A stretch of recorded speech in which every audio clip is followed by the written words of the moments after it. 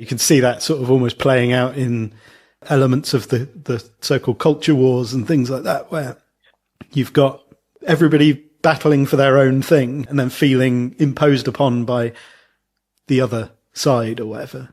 Yeah, it's such a good point, Andy. Like, what we don't ever want to do is drive an us versus them narrative through our research. So it's not like we're trying to separate out sensitive people from non-sensitive people in any kind of way that frames sensitive people as being special somehow, or advantaged or disadvantaged, or whatever the case may be. We really want to just point out that these are different parts of the spectrum. So not better or worse, just different, really. So that's the motto, is we're just showing that people are different. We need to understand these differences in order to be able to provide effective help, effective intervention.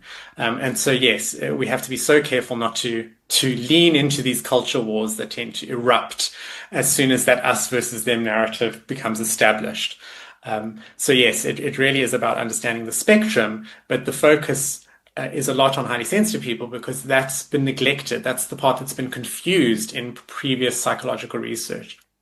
And I think we see that in highly sensitive people who are so hungry for a narrative that reframes who they are, away from how psychology has framed it previously, a narrative of brokenness and dysfunction, and now correcting that and showing that actually there are real strengths to this. It's a neutral personality trait. There are pros and cons, and that puts it on the same level as everyone else, as the people at the opposite end of the sensitivity spectrum.